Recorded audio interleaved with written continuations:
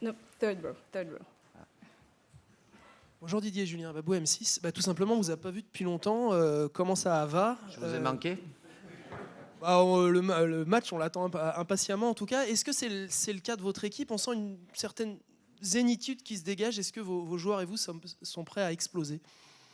Exploser, non, c'est pas le bon terme, quoi. Après, la zénitude, le calme et la sérénité, on l'a depuis le départ avec évidemment à chaque fois des passages à travers les matchs. Là, c'est un quart de finale de Coupe du Monde, donc voilà, il n'y a pas à stresser ou quoi que ce soit. C'est que du bonheur et du plaisir, et avec évidemment l'objectif d'aller dans le dernier carré. Bonjour Didier, Antoine Maignan pour l'AFP. Jules Koundé et Aurélien Tchouameni sont sous la menace d'un carton jaune. Comment on gère ça en tant que sélectionneur? Est-ce qu'il faut leur parler un peu plus ou alors plutôt pas pour pas leur mettre de pression? Qu'est-ce que vous leur dites sur un match comme ça? Ils le savent. Après, le plus important, de leur dire de faire attention. Et puis, ils vont jouer à moitié avec le frein à main, c'est pas le but. Ils sont exposés, évidemment, mais bon, ça fait partie de la compétition aussi. Donc, l'important, c'est qu'ils puissent se lâcher sur ce match-là et permettre à l'équipe d'atteindre son objectif et de ne pas avoir de retenue. Je crois que c'est la pire des choses. Maintenant, entre le dire et le faire, c'est pas toujours évident. Bonjour Didier, sur votre gauche, en haut. Ah, ça vous. Ça y est. Bonjour Didier, Xavier Montferrand de Radio France, en français. On a beaucoup parlé. Je vais vous répondre en français. C'est mieux. On a beaucoup parlé de la vitesse des joueurs de l'équipe de France, des Anglais. Est-ce que la vitesse va être une des clés de ce match? Je ne parle pas que sur les côtés, évidemment, mais aussi dans la transition. Enfin, est-ce que ça va être une des clés de ce match? Merci. C'est souvent la clé parce que quand on va vite, l'adversaire a moins de temps pour s'organiser. Alors, ce n'est pas la vitesse qui fait marquer des buts, il faut autre chose avec. Mais on peut contrer beaucoup de choses. Mais la vitesse, c'est là où c'est le plus difficile. Et surtout, ces phases de transition où cette équipe anglaise est très performante. Elle a marqué plus de la moitié de ses buts sur transition relativement rapide. Donc, c'est une des qualités. Mais elle n'a pas que cette qualité-là. Elle a beaucoup de qualités dans le jeu, la capacité à marquer des buts, d'être dangereux sur les coups de pied arrêtés aussi. Donc, c'est pas par hasard que l'Angleterre sera là demain en face de nous. Bonjour Didier, Cyril de la Morinerie d'Europe 1. Oui. L'Angleterre indique que le point faible de la France était Hugo Lloris. Quel est le point faible de l'Angleterre? Ils n'en ont pas. Comme ça, c'est clair. Après, si vous me parlez des médias anglais, s'ils posent un joueur anglais, ce que vous pouvez dire, je ne sais pas ce que vous dites d'ailleurs. Donc, après, ça, c'est voilà. Forcément, chaque équipe, quelle qu'elle soit, a des points forts. Je ne vais pas dire qu'elle a des points faibles.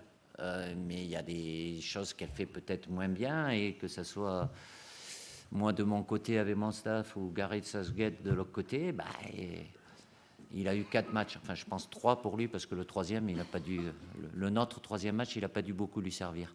Mais c'est des informations, des situations avec des profils de joueurs qui peuvent être différents aussi, au début ou en cours de match. Et après, c'est un rapport de force, mais se servir de ce qu'ils ont pu faire, même s'il y a toujours possibilité de modifier aussi, et faire en sorte c'est pas des failles, mais de pouvoir identifier certains aspects où on pourra leur faire mal. I will ask photographer to leave the room, please. C'est quoi là? Non, Vidéo? Non? Ah, pardon, je n'ai rien compris, c'est pas grave. Ah oui, salut. Didier, bonjour. C'est où? Louis Vix, Infosport plus Canal, je suis là. Ah, ouais. Est-ce que vous avez coché toutes les cases que vous vouliez cocher cette semaine en termes de préparation à l'entraînement notamment, et sur les coups de pied arrêtés, comment vous expliquez que c'était une force en 2018, que ce soit défensivement ou offensivement, et que aujourd'hui ce soit considéré parfois comme une faiblesse? Je n'ai pas la même analyse que vous, mais bon, après, je ne suis pas là pour cocher les cases quand il y a besoin d'accentuer ou de faire quelque chose d'un peu plus précis, que ce soit pour nous à notre avantage ou par rapport à l'adversaire. Je rajoute dans la séance, au menu de la séance. Mais non, même si on a été certainement peut-être plus performant en certaines périodes, mais on a toujours cette capacité à être dangereux et d'avoir gagné un peu plus en solidité sur cet aspect-là, même si c'est, je le répète, une force de cette équipe anglaise, parce qu'elle a marqué pas mal de buts sur ses phases arrêtées.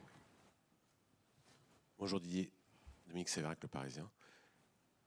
Ah, oui, Bonjour. dans l'axe. Bonjour. Oui. Est-ce qu'il y a une Mbappé dépendance? Et si oui, comment en sortir le jour où il est dans un jour sans ou bien pris par un adversaire? J'imagine que l'Angleterre prendra des dispositions, comme nos 4 adversaires précédents ont pris des dispositions. Après, Kylian a cette capacité de pouvoir faire des différences. Et même sur le dernier match où il n'était pas au mieux de sa forme par rapport aux 2 premiers, il a quand même été décisif, mais de pouvoir répartir le danger pour notre adversaire, ça évite évidemment de focaliser un peu plus des précautions sur Kylian. Mais Kylian restera toujours Kylian, et à tout moment, cette capacité de pouvoir être décisif. Bonjour Didier, Charlotte Harper from The Athletic. The Athletic a rapporté mercredi qu'un travailleur migrant, un Philippin appelé Alex, il est mort à un camp de base de la Coupe du Monde pendant la phase de groupe. Première question, que pensez-vous de cela?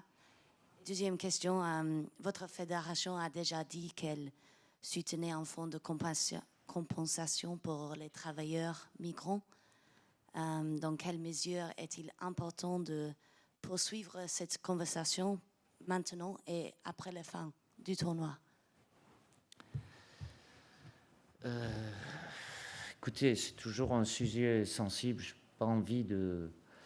Déjà, j'ai appris ça, et évidemment, je présente mes sincères condoléances à la famille de ce travailleur. Après, entre la fédération, le fonds, excusez-moi, je sais que c'est peut-être votre priorité aujourd'hui. Moi, ma priorité, c'est le match de demain. On est en compétition. C'est pas pour autant qu'on est insensible et dans notre bulle de savoir ce qui se passe. Mais je pense qu'il ne faut pas mélanger tout. L'un n'empêche pas l'autre.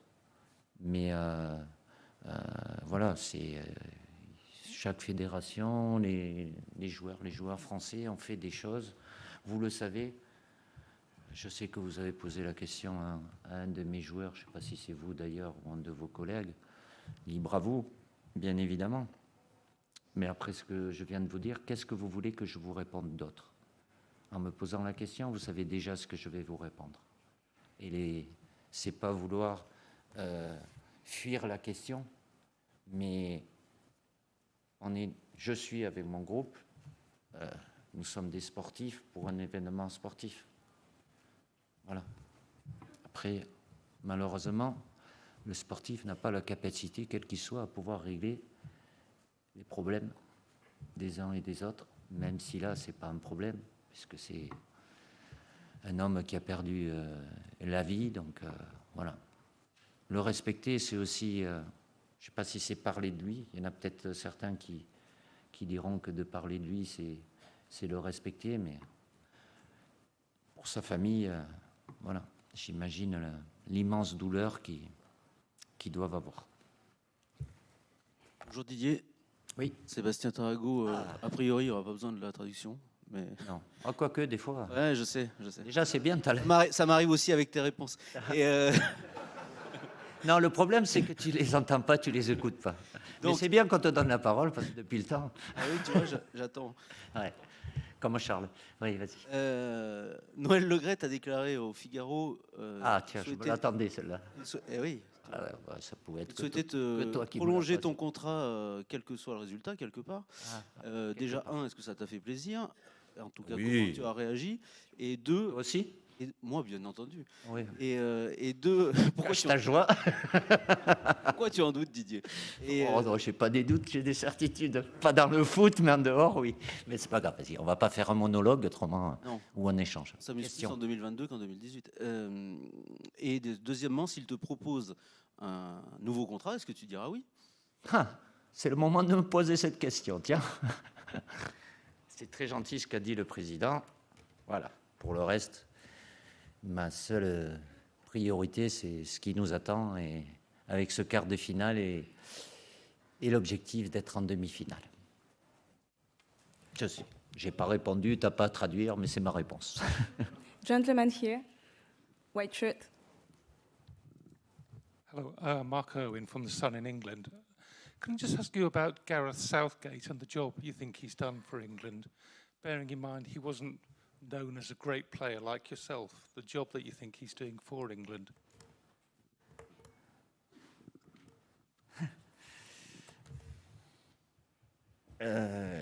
Gareth est quelqu'un que j'apprécie parce qu'on a eu à se croiser plusieurs fois et à discuter. Apparemment, de ce que j'ai pu comprendre, il n'est pas spécialement apprécié ou mis en valeur dans son pays.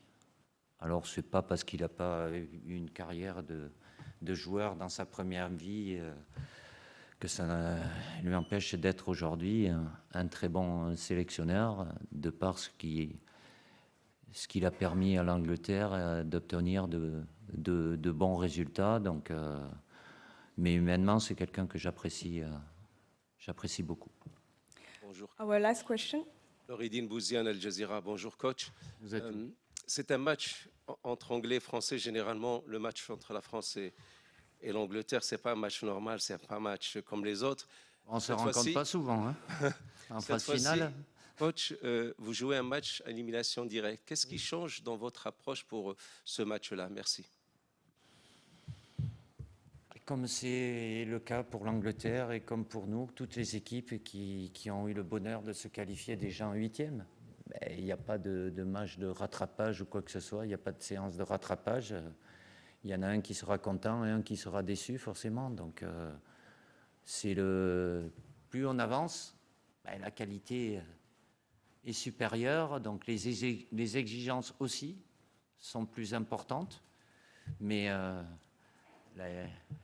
l'excitation, prend aussi plus de place, quoi. Donc, il y en a beaucoup, certainement, chez mes joueurs aussi, qui espéraient, je ne vais pas dire rêver, mais qui voulaient être là. Après, y être, il y a toujours cet objectif d'avoir une étape supplémentaire, mais je répète, sans stress, sans retenue. C'est magnifique de pouvoir jouer un quart de finale de Coupe du Monde, mais il faut le jouer. Et pas le jouer pour le jouer, mais le jouer pour aller chercher la qualification, bien évidemment.